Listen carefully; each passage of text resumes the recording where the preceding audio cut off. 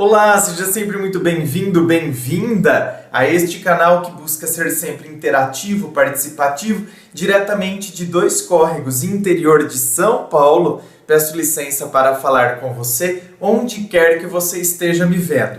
E vamos então ao e-mail de hoje, dela que diz assim: Boa tarde, André. Boa noite, minha querida. Comecei a ver seus vídeos e agora não paro mais. Cada um mais interessante que o outro e também me identifiquei muito. Muito obrigado, viu? Imagino que tenha muitos e-mails para responder, mas espero que esse chegue até você. Sim, os e-mails chegam e eles viram vídeos. Me chamo tal, sou de Curitiba, mas não gostaria que falasse meu nome verdadeiro, então por favor pode me chamar de Aninha. Ok? Então tá, Aninha. Bem-vinda ao Ponto de Vista, Aninha. Tenho tantos anos, mas sem falsa modéstia, aparento ter no máximo... Tá, bom, então isso aqui eu vou falar porque é uma informação que, vai fazer sentido aqui então. Tenho 50 anos, mas sem falsa modéstia, aparento ter no máximo 40. Pois sempre me cuidei muito e sou uma mulher que ainda chama muita atenção dos homens. Sou loira, olhos azuis, corpo muito bonito também. Sofro muito com insegurança, apesar de ser uma mulher bonita, pois cresci ouvindo minha mãe dizer que meu pai a traiu e que homem nenhum presta. Resultado, 3 ex-casamentos frustrados, muitos namoros que não deram certo. Sofro de uma insegurança tão grande que estou sempre achando que o namorado está mentindo para mim, que está aprontando, enfim. Ou seja, está na hora de você tirar o peso que a sua mãe colocou, né? Gente, tem determinadas coisas que a gente deve respeito, carinho, consideração aos nossos pais, sempre, nossos avós, algum tio, tia que nos marcou, determinados professores. Só que às vezes a gente tem que tirar determinadas cargas que eles nos colocaram não por maldade, mas eles nos colocaram por conta do que eles viveram. Eles viveram, não souberam processar aquilo, ficaram com aquela coisa dentro deles e tudo então eles colocam aquele peso. E eles colocam aquele peso nas coisas, eles olham a partir daquilo, eles rotulam, eles classificam a partir daquilo. E se a gente não tem um critério, a gente assume como verdade. E por quê? Principalmente uma criança que está convivendo com a mãe, a filha tem como exemplo o quê? A mãe, é nela que ela busca a identificação, até para, a sua formação, ela busca esta identificação e você busca esta identificação em alguém que está falando tudo isso e você assume isso como verdade. Então, só que chega um momento em que a gente tem que tirar algumas cargas e perceber que aquilo que nos foi introjetado deve ser agora purificado através da nossa maturidade. A nossa maturidade através da nossa razão, através da nossa reflexão. A gente entende que a gente não pode projetar nas nossas relações as frustrações vividas por aquelas pessoas que foram, são e sempre serão importantes na nossa vida. Nós não podemos viver as frustrações dos outros. Repito, nós não podemos viver as frustrações dos outros. Cada qual tem que resolver as suas próprias frustrações. E nós não podemos assumi-las. Assumi-las e aí então a gente acaba contaminando as nossas relações. Enfim, tudo o que uma ciumenta doentia imagina. Crio monstros horríveis com a minha imaginação, me tornando impulsiva e agressiva verbalmente, acabando assim com qualquer relacionamento. Então, quer dizer, e você justifica ainda que você sabe você sabe de onde está vindo. Então fica mais fácil resolver. Você sabe que, ou seja, vou ter que fazer um processo a partir disso que eu falei. Eu tenho que ter alguns referenciais para que eu possa me ajudar. Eu não vou assumir o que era a frustração de outra pessoa. Eu não posso classificar. Nenhum homem presta. Por quê? Nenhum homem presta. Por que eu vou classificar todo mundo a partir da opinião, por mais que a minha mãe seja, nossa, a minha diva? Mas tem determinadas coisas, é a tal história. Os nossos pais, quando a gente é criança, a gente sempre considera-os como os super-heróis. A gente olha para nossa mãe, a gente olha para o nosso pai, e depois chega um momento que a gente percebe, e por que a gente se magoa quando a gente é criança? A gente chora, faz o biquinho e chora, porque a gente percebe que aquele nosso super-herói levantou a voz conosco, aquele super-herói, ele quis nos bater. Então a gente sofre por dois motivos. Primeiro, porque na verdade a gente está vendo que o super-herói está bravo com a gente. E segundo, porque nós fizemos algo que irritou o nosso super-herói. E a gente gostaria de fazer algo que agradasse e não que irritasse. Porém, depois chega um momento em que a gente tem que se libertar de determinadas coisas. Quando a gente adquire a maturidade, a gente percebe que os nossos super-heróis, eles não são iguais aos super-heróis do cinema. Ou seja, são pessoas assim como nós. E são pessoas cheias de falhas, assim como nós. E que, portanto, eu não posso assumir essa carga, esse peso.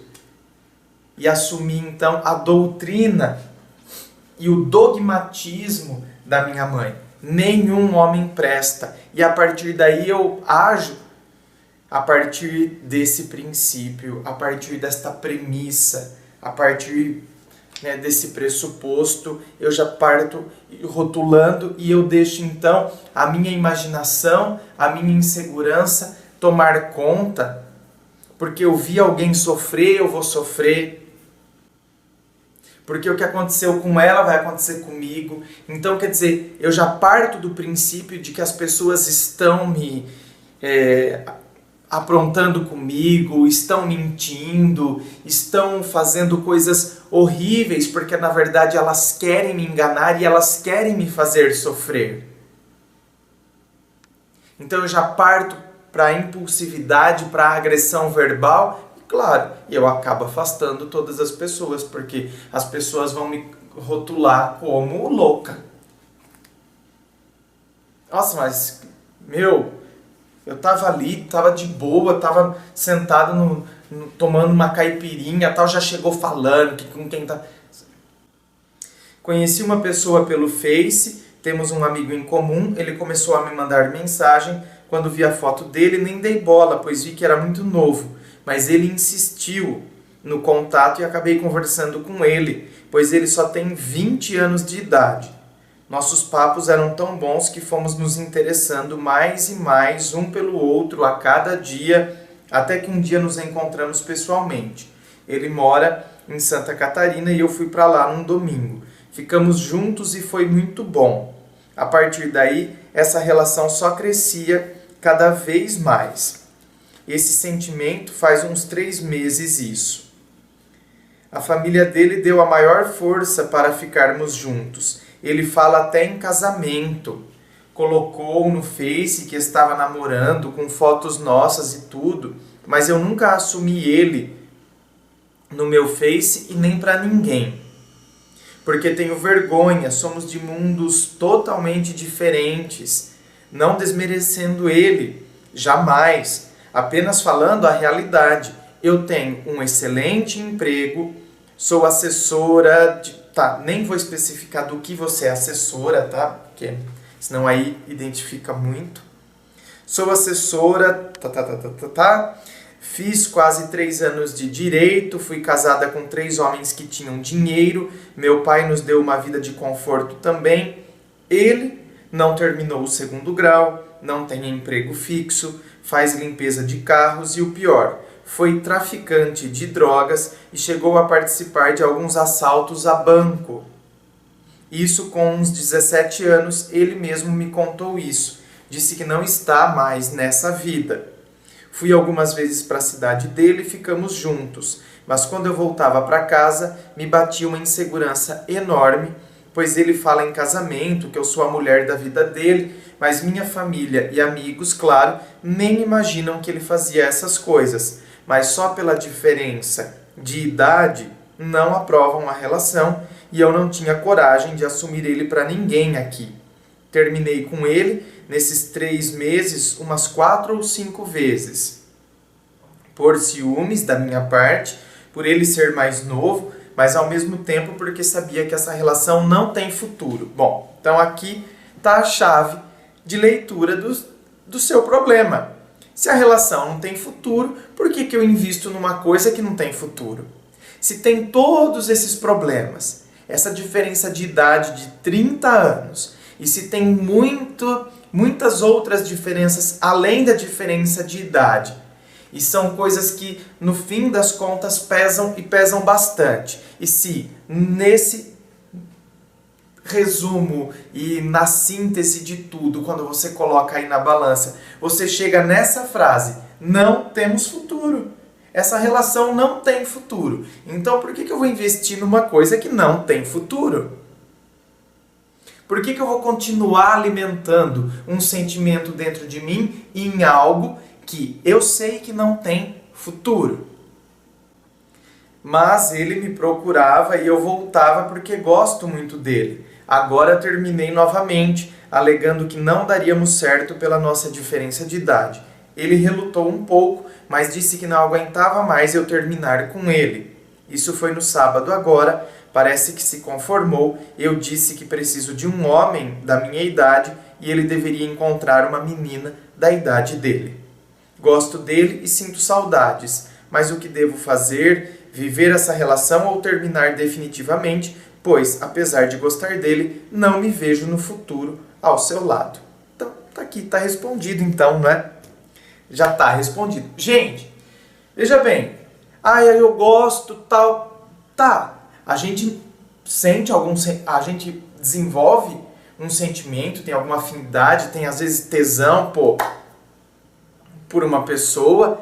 A gente desenvolve isso, só que claro, é óbvio que no frigir dos ovos a gente sabe que não é só o tesão, não é só esse negócio de química, pele e cheiro.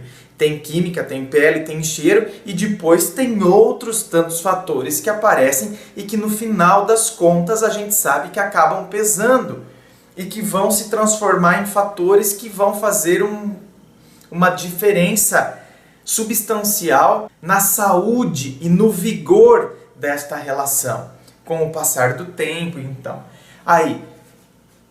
Aqui está simples a questão. A questão é, você não vê futuro ao lado dessa pessoa. Então, se eu não vejo futuro, por que eu vou cultivar? Pronto. Foi coisa que eu já falei 2, 3 vezes atrás e não vou continuar falando, porque o raciocínio é esse. Certo? A gente coloca determinadas coisas na balança e a gente chega em algumas conclusões. Diante delas, é necessário que a gente tenha um posicionamento, uma postura e que a gente tenha determinação, sem dúvida alguma. É preciso que a gente tenha determinação diante daquilo que está claro e evidente diante de nós. Certo? Muito obrigado pela sua participação. Gente, inscreva-se, eu fico aqui aguardando a sua inscrição. Participe de todas as sessões que constituem o canal Ponto de Vista aqui no YouTube. Me siga nas redes sociais, Facebook, Instagram. Eu fico lá aguardando você. Muito obrigado e um forte abraço.